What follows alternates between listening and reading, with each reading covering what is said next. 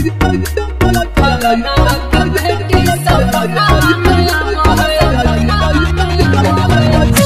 by Priyanshu Singh।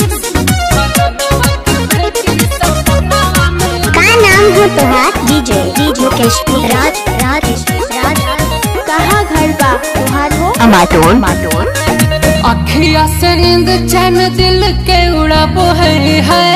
अरे कौन है रे? लाजो अखिया से नींद चैन दिल के उड़ाबो है। फलनावा के बेटी सपनावा में आबो है। कतिला नया दपा दीवाना बनाबो है। फलनावा के बेटी सपनावा में आबो है। अखिया से नींद चैन दिल के उड़ाबो है। फलनावा के बेटी सपनावा में आबो है। क्या नाम है आपका? डी मुकेश। कहाँ घर है? अमाटोर पुरनाही चौक। भाव बड़ी खाती है दिल को लुभाती है।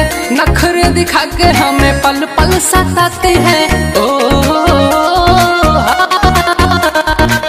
भाव बड़ी खाती है दिल को लुभाती है। नखरे दिखा के हमें पल पल सताती है। हंस मुस्का के करे जकुह का वो है। हंसी मुस्का के करे जकुह का वो है। फलनावा के बेटी सपनावा में आबो है। अखिया से नींद चैन दिल के उड़ाबो है। फलनावा के बेटी सपनावा में आबो है।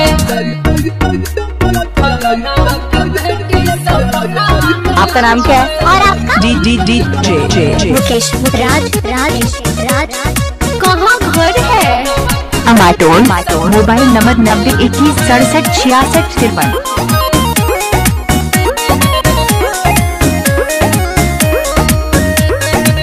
चलती है चाल जैसे चलती ही रनिया।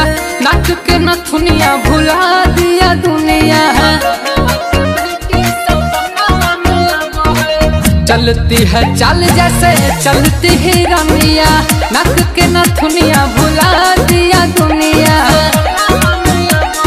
गोल्डन शिवम बिकुआ के तड़ पाबो है। गोल्डन शिवम बिकुआ के तड़ पाबो है। फलनावा के बेटी सपनावा में आबो है। का नाम है तुहार? डीजे मुकेश राज फलनावा के कहाँ घर बेटी बा? सपनावा अमाटोर